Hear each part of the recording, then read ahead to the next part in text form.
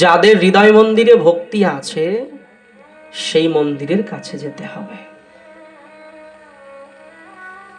যে হৃদয়ে ভগবান উপবিশন করে আছেন, যে হৃদয়ে ভগবান লীলা করছেন, যার হৃদয়ে, সে হৃদয়ের কাছে সন্নিকটে গেলে ভক্তি পাওয়া যাবে।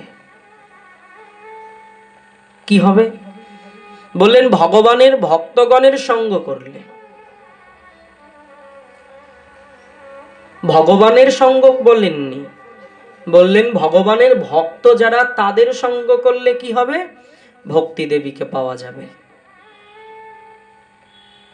শুধু সঙ্গ করলেও নয়, সারাক্ষণ কোনো ভক্তের পাশে পাশে থাকলেই যে ভক্তি দেবীকে পাওয়া যাবে তাও নয়।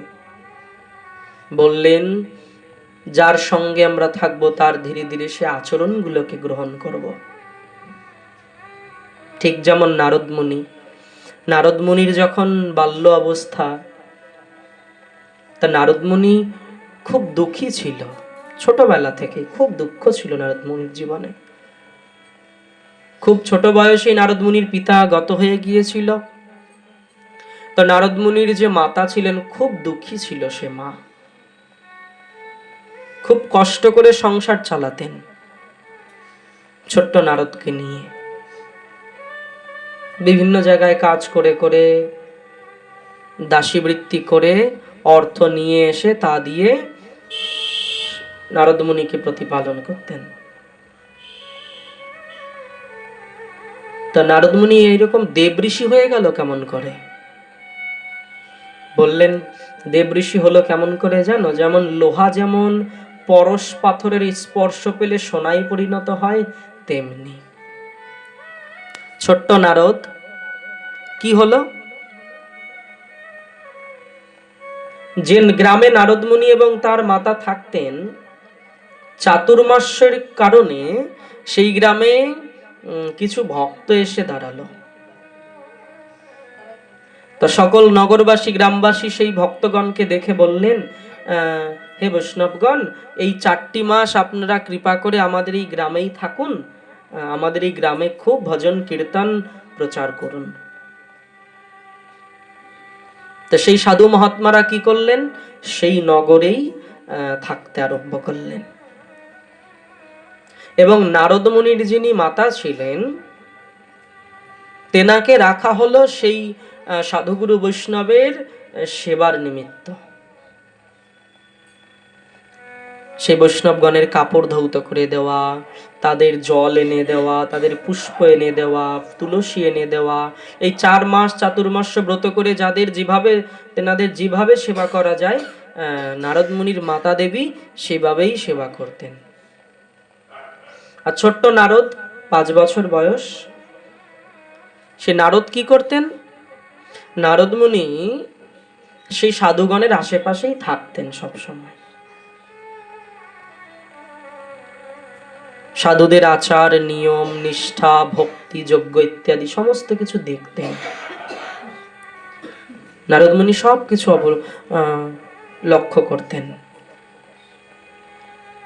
আর যখন বৈষ্ণবগণ ওই চাতুর্মাস্য ব্রততে হবিষান্ন পেতেন, সেই হবিষান্ন যখন অবশিষ্ট থেকে যেত, বৈষ্ণবের উচ্ছিষ্ট তাহে মোর মননিষ্ঠ, তা সেই বৈষ্ণবের উচ্ছিষ্ট যখন থেকে যেতেন, সমস্ত বৈষ্ণব সেই প্রসাদ, উচ্ছিষ্ট প্রসাদ নারদ মুনিকে দিতেন। আর নারদ মুনি সেই প্রসাদ খুব আনন্দের সহিত পেতেন প্রতিদিন। তো প্রসাদ পেতে পেতে 3-4টে মাস কেটে গেল। শ্রাবণ, ভাদ্র, আশ্বিন, কার্তিক, 4 মাস যখন কেটে গেল, যখন সাধুগুরু বৈষ্ণবগণ ব্রত সমাপন করে এবার বিদায় নেবে সে নগর থেকে, তখন নারদ মুনি সেই ছোট্ট বালক সেই সাধুদের চরণ ধরে বলছে, আমাকেও নিয়ে চলুন। সাধুগণ বৈষ্ণবগণ বললেন, কেন? তুমি কেন যাবে? বলছে, আমার আর কিছু ভালো লাগে না, আপনাদের সঙ্গেই থাকতে বড় ইচ্ছা করছে। ছোট্ট বালক বললেন, না না, তোমার গৃহে মাতা দেবী রয়েছে, একমাত্র তুমিই আছো সাহারা মায়ের বলতে, তুমি ছাড়া তো কেউ নেই, তোমার পিতাও নেই, মায়ের দেখভাল কে করবে? কর্তব্য বিমুখ হলে চলবে না, তোমার তো কর্তব্য আছে বালক। তাহলে প্রভু আমার কি কোনো উপায় হবে না? আমি কি কোনোদিনই ভক্তি করতে পারবো না? বললেন পারবে তো, ভগবান কৃপা করলে সবকিছু সম্ভব। তুমি অপেক্ষা করো, সঠিক সময় ঠিক যখন এসে দাঁড়াবে না, সেদিন তোমাকে ভগবান তোমার হাত ধরে টেনে নিয়ে যাবে। ঠিক যেমন রঘুনাথ দাস গোস্বামীর মতো। শ্রীমান মহাপ্রভু বারবার দাস গোস্বামীকে আটকাতেন, যেও না, সময় হয়নি, সময় হলে ঠিক তোমায় নিয়ে নেবে ভগবান।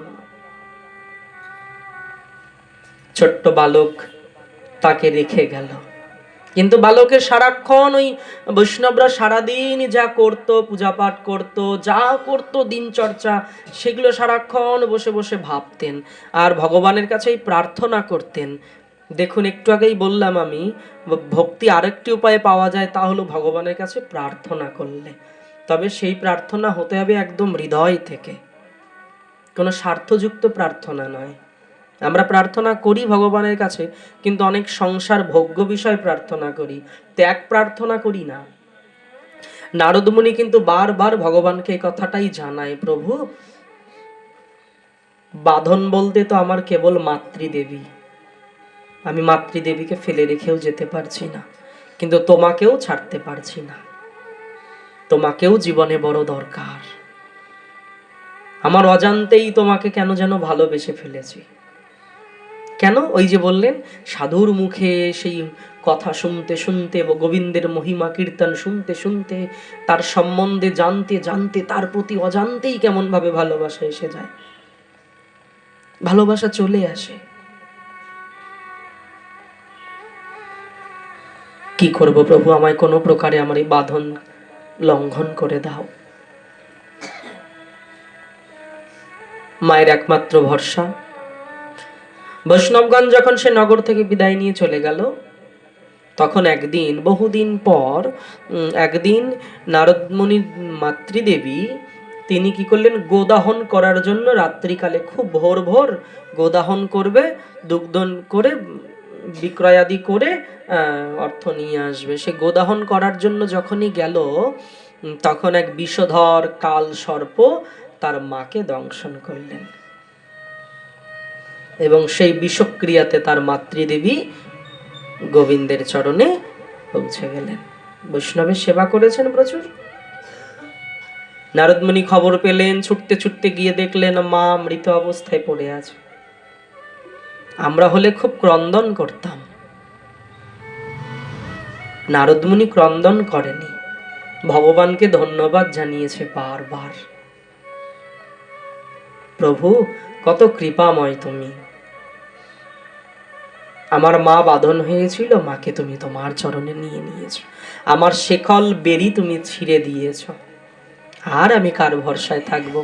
তখন তিনি কি করলেন, সংসার আদি পরিত্যাগ করে বনে গমন করলেন। আর সেই সাধুগণ যাবার আগে নারদমুনিকে হরি নাম মন্ত্র ইত্যাদি দিয়ে গেছিলেন। নারদমুনি বনে গিয়ে, জঙ্গলে 5 বছরের বালক, বনে গিয়ে ভগবানের সে দিব্য নাম কীর্তন জপ করতে লাগলেন। এবং ধীরে ধীরে এসে দেখুন গোবিন্দের কত বড় সেবক হয়ে উঠলেন, দাস হয়ে গেলেন, চিরজীবনের জন্য গোবিন্দ চরণ এসে পৌঁছে গেল তিনি। মাধ্যম সাধু সঙ্গ।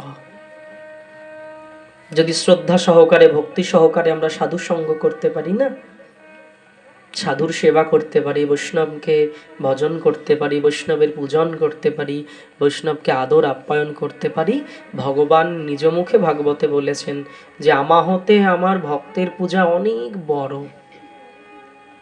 আমার পূজাতে আমি যতটুকু না প্রসন্ন হই, তার থেকে অধিক অধিক বেশি প্রসন্ন হই জানো, যদি কেউ আমার দাস অনুদাসের গণের দাসগণের সেবা করে। প্রেম সে বলো শ্রী রাধে।